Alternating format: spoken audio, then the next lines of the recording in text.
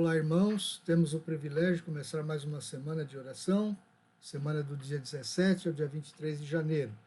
Leremos nessa semana Lucas 13, de 18 a 35, a Lucas 18, de 1 a 17, Gênesis 24 ao capítulo 30 e o Salmo 17 até o Salmo 26.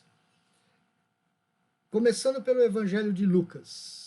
Irmãos, antes disso, eu quero recomendar que vocês deem uma olhada nos vídeos anteriores do reverendo Dario e Alexandre, porque tem boas dicas ali para você ter uma leitura proveitosa. Voltemos ao Evangelho de Lucas. Lembre-se que no capítulo 9, verso 51, Jesus manifestou o firme propósito de ir para Jerusalém. Isso só vai se realizar quando ele chega em Jerusalém, no capítulo 19, verso 45. Então ele está a caminho de Jerusalém. Lucas destaca isso no capítulo 10, verso 38, capítulo 13, verso 22, capítulo 17, 11 e 18, 31. Jesus, ao longo do caminho, ele reúne discípulos em torno de si, ele desafia os ouvintes com o seu ensino, ele rejeita o entendimento dos fariseus e escribas a respeito de Deus, e finalmente ele é rejeitado pelas autoridades religiosas e políticas. O importante é você entender que Jesus está com firme propósito para cumprir o seu papel de Salvador em Jerusalém, nesse caminho. Gênesis 24 a 30. Gênesis 24 a 30. Não se esqueça que de Gênesis 12 a 50 está descrevendo a grande história de redenção de Deus por meio de Abraão e os seus descendentes. Essa segunda aliança com Abraão, ela é repetida a Isaac no capítulo 26 e a Jacó no capítulo 28.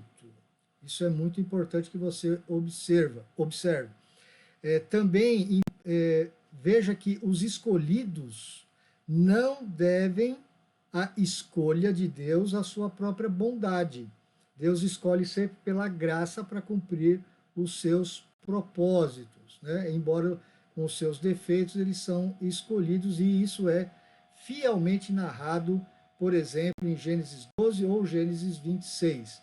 Há um pequeno relato no capítulo 25 da promessa que Deus faz para Ismael. Deus cumpre a sua promessa de transformar, a partir de Ismael, um grande povo com também 12 tribos. O relato de Isaac, que vai do capítulo 25, verso 19 a 35, 29, ocupa grande parte da nossa leitura.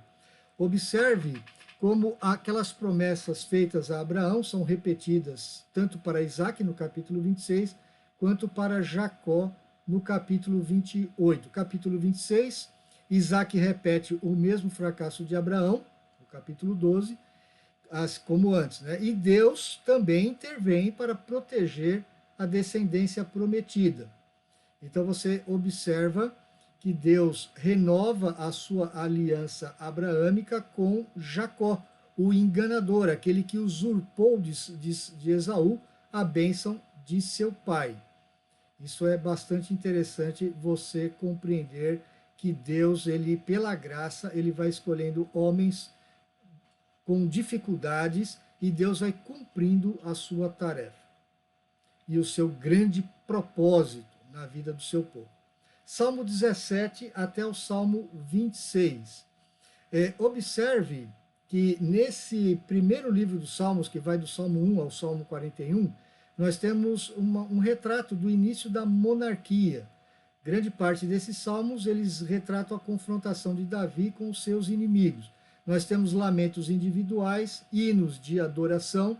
Agora, observe o seguinte: o indivíduo, mesmo fazendo uma oração, um lamento individual, ele está sempre consciente de fazer parte do povo de Deus, e ele pertence a Deus numa relação de aliança, e que ele compartilha essa mesma história com o restante do povo. Isso é muito importante. Observe também que o padrão entre os Salmos 15 até o 24, ele tem um padrão muito interessante. O Salmo 15 e 24, eles começam com a mesma pergunta: quem tem acesso ao templo de Yahvé? E a resposta é: aqueles que são justos. O Salmo 16 e Salmo 23, eles exprimem confiança em Yahvé e ao final uma nota de alegria por se estar na presença de Deus. Você vai ver isso no verso 11 do Salmo 16 e no verso 6 do Salmo 23. Já os Salmos 17 e 22, eles fazem apelos por libertação que exprimem de maneira especial a confiança em Yahvé. No enquadramento interior, o Salmo 18 e os Salmos 20 e 21, eles exprimem juntos oração e adoração pelo livramento do rei de seus inimigos.